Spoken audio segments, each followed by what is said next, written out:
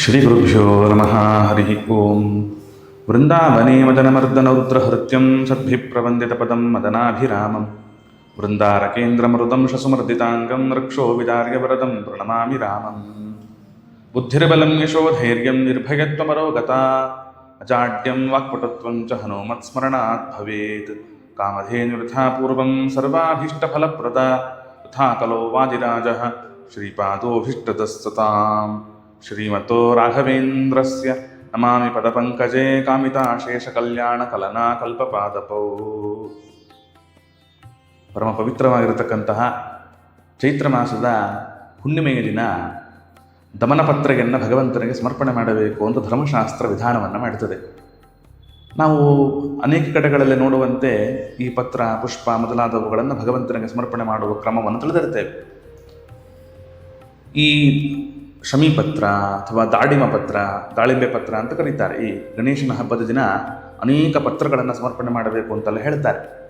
ಎಷ್ಟೋ ಜನಗಳಿಗೆ ಆ ಪತ್ರಗಳ ಪರಿಚಯವಾಗಿರಲ್ಲ. ಆ ಪತ್ರಗಳ ಹಿನ್ನೆಲೆ ಏನು, ಪತ್ರಗಳು ಹೇಗೆ ಉತ್ಪತ್ತಿಯಾಯಿತು ಅನ್ನೋದೆಲ್ಲ ಶಾಸ್ತ್ರಗಳು ನಮಗೆ ತಿಳಿಸಿಕೊಡುತ್ತದೆ. ಈ ಹಿನ್ನೆಲೆಯಲ್ಲಿ ಈ ಚೈತ್ರ ಮಾಸದಲ್ಲಿ ವಿಶೇಷವಾಗಿ ಅಂದರೆ ನೂತನ ಸಂವತ್ಸರ ಆರಂಭ ಆಗಿರುತ್ತದೆ. ಸಾಂವತ್ಸರಿಕವಾಗಿ ಮಾಡಿರತಕ್ಕಂತಹ ಪಾಪಗಳ ಪರಿಹಾರಕ್ಕೋಸ್ಕರ ಒಂದು ಒಳ್ಳೆಯ ಸುಲಭೋಪಾಯವನ್ನು ನಮ್ಮ ಧರ್ಮಶಾಸ್ತ್ರಕಾರರು ಕೊಟ್ಟಿದ್ದಾರೆ. ಈ ಪಂಚಾಂಗಗಳೆಲ್ಲ ನೋಡಿರ್ತೇವೆ, ಪಂಚಾಂಗಗಳಲ್ಲಿ ಹಾಕಿರ್ತಾರೆ. ಎಷ್ಟೋ ವಿಷಯಗಳು ನಮಗೆ ಅದರ ಅರಿವೇ ಇರುವುದಿಲ್ಲ. ಉದಾಹರಣೆಗೆ ಇದೇ ಚೈತ್ರ ಮಾಸದ ಅಷ್ಟಮಿಯ ದಿನ, ಅವತ್ತಿನ ದಿನ ಅಶೋಕ ಕಲಿಕಾ ಪ್ರಾಶನ ಅಂತ ಹಾಕಿರ್ತಾರೆ. ಏನದು ಅನ್ನೋದರ ಒಂದು ಚಿಂತನೆ ನಮಗೆ ಗೊತ್ತಿರಲ್ಲ. ಹಾಗೆ ಇವತ್ತು ಅದರ ಬಗ್ಗೆಯೂ ಕೂಡ ಪ್ರತ್ಯೇಕವಾಗಿ ನೋಡುವವರಿದ್ದೇವೆ ನಾವು. ಅದರಂತೆ ಈ ದಮನ ಪತ್ರ ಅಂತ, ದಮನ ಅಂತಂದರೆ ನೀವು ಈ ಅನೇಕ ಕಡೆಗಳಲ್ಲಿ ಮಾರ್ಕೆಟಲ್ಲಿ ಸಿಗುತ್ತದೆ ನಿಮಗೆ. ಹೂವಿನ ಜೊತೆಗೆ ಇಟ್ಕೊಂಡಿರ್ತಾರೆ, ದವನ ಅಂತ ಕರೀತಾರೆ. ಮರುಗ ದವನ ಅಂತ ಕರೀತಾರಲ್ಲ, ಅದು ದವನ. ಹಾಗಾದರೆ ದವನದ ಒಂದು ವಿಶೇಷ ಏನು? ಸಂಸ್ಕೃತದಲ್ಲಿ ಅದನ್ನು ದಮನ ಅಂತ ಕರೀತಾರೆ. ಒಂದೊಂದು ದಿನ ಒಬ್ಬೊಬ್ಬ ದೇವತೆಗಳಿಗೆ ದಮನಾರ್ಪಣೆಯನ್ನು ಮಾಡಬೇಕು ಅಂತ ಪಂಚಾಂಗದಲ್ಲಿ ಹಾಕಿರ್ತಾರೆ. ಅದು ವಾಸ್ತವಿಕವಾಗಿ ದ್ವಾದಶಿ ಅಂದರೆ ಚೈತ್ರ ಮಾಸದ ಶುದ್ಧ ದ್ವಾದಶಿಗೆ ದಿನ ಅಥವಾ ತ್ರಯೋದಶಿಗೆ ದಿನ ವಿಷ್ಣುವಿಗೆ ಸಮರ್ಪಣೆ ಮಾಡಬೇಕು ಅಂತ ಅನ್ನೋದೊಂದು ಕ್ರಮ. ಯಾವ ದಿನವೂ ನಮಗೆ ಸಮರ್ಪಣೆ ಮಾಡುವುದಕ್ಕೆ ಅನುಕೂಲವಾಗಲಿಲ್ಲ ಅಂತಾದರೆ ಕೊನೆಯ ದಿನವಾದರೂ ಕೂಡ, ಅದರ ಹುಣ್ಣಿಮೆಯ ದಿನವಾದರೂ ಕೂಡ ಆ ದಮನ ಪತ್ರವನ್ನು ಸಮರ್ಪಣೆ ಮಾಡಬೇಕು ಅಂತನ್ನುವ ವಿಧಾನವನ್ನು ತಿಳಿಸಿಕೊಡುತ್ತಾರೆ. ಈ ದಮನ ಪತ್ರವನ್ನು ಕ್ರಯಕ್ಕೆ ತೆಗೆದುಕೊಂಡು ಬರಬೇಕಂತೆ.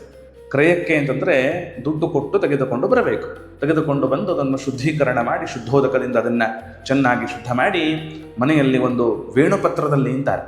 ಆ ವೇಣುಪತ್ರದಲ್ಲಿ ಅದನ್ನು ಸಂಗ್ರಹ ಮಾಡಿ ಇಡತಕ್ಕಂತಹವರಾಗಿ, ಈ ವೇಣುಪತ್ರ ಅಂತಂದರೆ ವೇಣು ಅಂದರೆ ಬಿದಿರಿನ ಎಲೆಯಲ್ಲಿ ಸಂಗ್ರಹ ಮಾಡಬೇಕಂತೆ. ಉದ್ದಕ್ಕಿರ್ತದೆ ಅದು ಬಿದಿರಿನ ಎಲೆ. ಆ ಬಿದಿರಿನ ಎಲೆಯಲ್ಲಿ ಸಂಗ್ರಹ ಮಾಡಬೇಕು ಅಂತ ಕರೀತಾರೆ. ಆ ಸಂಗ್ರಹ ಮಾಡುವಾಗ ಅದಕ್ಕೊಂದು ಆ ದಮನ ಪತ್ರ ಅದಕ್ಕೆ ಆವಾಹನೆ ಮಾಡಬೇಕು ಅಂತ ಅರ್ಥ.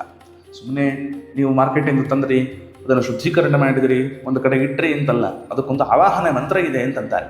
ಬಹಳ ಸುಲಭ ಇದು, ಆಯಿತಾ? ಏನದು ಆವಾಹನೆ ಮಂತ್ರ ಅಂದರೆ, ನಮೋಸ್ತು ಪುಷ್ಪಬಾಣಾಯ ಜಗದಾಹ್ಲಾದಕಾರಿಣಿ ಮನ್ಮಥಾಂಗ ಜಗನ್ನೇತ್ರೆ ರತಿಪ್ರೀತಿ ಪ್ರಿಯಾಯತೆ.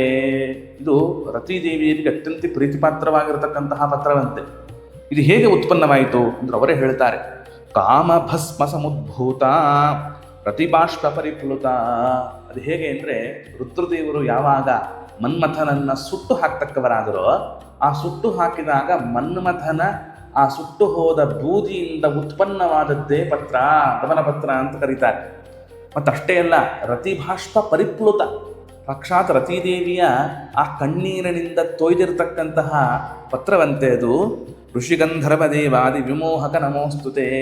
ಋಷಿಗಳು, ಗಂಧರ್ವರು, ಇದೇ ಮೊದಲಾದವರುಗಳನ್ನು ಮೋಹ ಮಾಡುವ ಸಾಮರ್ಥ್ಯ ಆ ಒಂದು ದಮನ ಪತ್ರಕ್ಕೆ ಇದೆ ಅಂತಂತಾರೆ. ಅಂದರೆ ಅದನ್ನು ಹಾಗೆ ಸ್ಥಾಪನೆ ಮಾಡತಕ್ಕಂತಹವರಾಗಿ ಓಂ ಕಾಮಾಯ ನಮಃ ಅಂತದಕ್ಕೊಂದು ಸಪರಿವಾರಭೂತನಾಗಿರತಕ್ಕಂತಹ ಕಾಮನನ್ನದರಲ್ಲಿ ಆವಾಹನೆ ಮಾಡಬೇಕು ಅಂತ ತಿಳಿಸಿಕೊಡುತ್ತಾರೆ.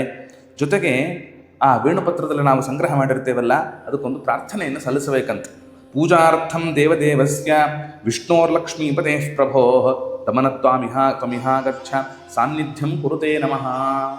ವಿಷ್ಣುವಿನ ಪೂಜೆಗೋಸ್ಕರ ನಿನ್ನನ್ನು ನಾನು ಆ ಕ್ರಯಕ್ಕೆ ತೆಗೆದುಕೊಂಡು ಬಂದಿದ್ದೇನೆ. ಆದ್ದರಿಂದ ಇದರಲ್ಲಿ ಸನ್ನಿಹಿತನಾಗಿ, ಅಂದರೆ ಆ ಕಾಮನನ್ನು ಪ್ರಾರ್ಥನೆ ಮಾಡಬೇಕು. ಇದರಲ್ಲಿ ಸನ್ನಿಹಿತನಾಗಿ ವಿಷ್ಣು ಪೂಜೆಗೋಸ್ಕರ ತಂದಿದ್ದೇನೆ. ಆದ್ದರಿಂದ ಸನ್ನಿಧಿಯನ್ನು ಮಾಡ್ತಕ್ಕವನಾಗುವಂತೆ ಈ ಮಂತ್ರದಿಂದಲೇ ಮಂತ್ರಾಧೀನಂತು ದೈವತಾಹ ಅಂತನ್ನುವಂತೆ ದೇವತೆಗಳೆಲ್ಲರೂ ಕೂಡ ಮಂತ್ರಕ್ಕೆ ಅಧೀನರು ಅಂತ ಅರ್ಥ. ಅದರಿಂದ ಈ ಪ್ರಕಾರ ಅದರಲ್ಲಿ ಅವರು ಸನ್ನಿಹಿತರಾಗ್ತಕ್ಕಂತಹವರಾಗುತ್ತಾರೆ. ಜೊತೆಗೆ ಕ್ಲೀಂ ಭಸ್ಮ ಶರೀರಾಗ ನಮೋ ಹ್ರೀಂ ರತ್ಯೈ, ಕ್ಲೀಂ ಅನಂಗಾಗ ನಮೋ ಹ್ರೀಂ ರತ್ಯೈ, ಕ್ಲೀಂ ಮನ್ಮಥಾಯ ನಮೋ ಹ್ರೀಂ ರತ್ಯೈ ಎನ್ನುವ ಬೀಜಾಕ್ಷರ ಮಂತ್ರಗಳಿಂದ ಅವುಗಳೆಲ್ಲರಲ್ಲೂ ದಿಗ್ಬಂಧನವನ್ನು ಮಾಡತಕ್ಕಂತಹವರಾಗಿ ತತ್ಪುರುಷಾಗ ವಿದ್ಮಹೇ ಕಾಮದೇವಾಗ ಧೀಮಹಿ ತನ್ನೋ ಅನಂಗ ಪ್ರಚೋದಯಾತ್ ಅನ್ನುವ ಮಂತ್ರದಿಂದ ಅದನ್ನು ಮುಟ್ಟಿ ಅಭಿಮಂತ್ರಣ ಮಾಡಬೇಕಂತ. ಇದು ಕಾಮಗಾಯತ್ರಿ ಅಂತ ಕರೀತಾರೆ. ಅದನ್ನು ಮುಟ್ಟಿ ಅಭಿಮಂತ್ರಣ ಮಾಡಿದ ಮೇಲೆ ಓಂ ನಮೋ ನಾರಾಯಣಾಯ ಅಧಿಕಾರಿಗಳು ಹೀಗೆ ಹೇಳಬೇಕು. ಅಧಿಕಾರ ಇಲ್ಲದೆ ಇರುವವರು ಶ್ರೀನಾರಾಯಣಾಯ ನಮಃ ಅಂತದಕ್ಕೆ ವಿಶೇಷವಾಗಿ ಆ ನಾರಾಯಣ ಮಂತ್ರದಿಂದಲೂ ಕೂಡ ಆ ಗಂಧಾದಿಕ ಪುಷ್ಪಗಳಿಂದ ಅದಕ್ಕೆ ಅರ್ಚನೆಯನ್ನು ಮಾಡತಕ್ಕಂತಹವರಾಗಿ, ಅಂದರೆ ಆ ನಾರಾಯಣನನ್ನು ಅದರಲ್ಲಿ ಆವಾಹನೆ ಮಾಡತಕ್ಕವರಾಗಿ. ಯಾಕೆಂದರೆ ಯಾವುದೇ ಮಾಡಿದರೂ ಪೂಜಕ ಅವನೇನೆ, ಆ ಪತ್ರದಲ್ಲಿರುವವನು ಅವನೇ, ಆ ಪತ್ರವನ್ನು ಸಮರ್ಪಿಸಿಕೊಳ್ತಕ್ಕಂತಹವನು ಅವನೇನೆ. ಈ ಚಿಂತನೆ ಅಂತಕ್ಕಂಥದ್ದು ಮಧ್ವ ಸಿದ್ಧಾಂತದ ಮುಖ್ಯ ಪ್ರಮೇಯ. ಈ ಹಿನ್ನೆಲೆಯಲ್ಲಿ ಹೇಳ್ತಾ ಇದ್ದಾರೆ. ಜೊತೆಗೆ ಆ ಪೂಜೆಯನ್ನು ಮಾಡುವ ಸಂದರ್ಭದಲ್ಲಿ ಆತನಿಗೆ ನಮಸ್ಕಾರವನ್ನು ಮಾಡುತ್ತಾ ಪ್ರಾರ್ಥನೆಯನ್ನು ಸಲ್ಲಿಸಬೇಕಂತ. ಯಾಕಂದರೆ ಇದು ತ್ರಯೋದಶಿಗೆ ದಿನ ಮಾಡಬೇಕು ಅಂತಿರೋದು, ಅವತ್ತು ಆಗಲಿಲ್ಲ ಅಂತಾದರೆ ಹುಣ್ಣಿಮೆಯ ದಿನವಾದರೂ ಕೂಡ ಇದನ್ನು ಮಾಡಬೇಕು ಅಂತ ಒಂದು ವಿಧಾನ ಇದೆ. ಪೂಜೆ ಮಾಡುವಾಗ ಅಂದರೆ ಆ ಪತ್ರವನ್ನು ಏರಿಸುವಾಗ ಯಾವತ್ತೂ ಆ ಹುಣ್ಣಿಮೆಯ ದಿನ ಸಕಲ ದೇವತೆಗಳಿಗೂ ಏರಿಸಬೇಕು. ಆಕಾಶಾತ್ ಪತಿತಂ ತೋಯಂ ಯಥಾ ಗಚ್ಛಿತ ಸಾಗರಂ ಎನ್ನುವಂತೆ ಎಲ್ಲ ದೇವತೆಗಳಿಗೆ ಸಮರ್ಪಣೆ ಮಾಡುವುದು ಮೂಲತಃ ಹೋಗುವ ಇಲ್ಲಿಗೆ ನಾರಾಯಣನಿಗೆ ಅದು. ಆದ್ದರಿಂದ ಆ ನಾರಾಯಣನಿಗೆ ಏರಿಸುವ ಕಾಲದಲ್ಲಿ ಈ ಮಂತ್ರವನ್ನು ಹೇಳಬೇಕು. ದೇವದೇವ ಜಗನ್ನಾಥ, ನಿಧಾನಕ್ಕೆ ಹೇಳ್ತೇನೆ ನಾನು, ಗಮನಿಸಿ.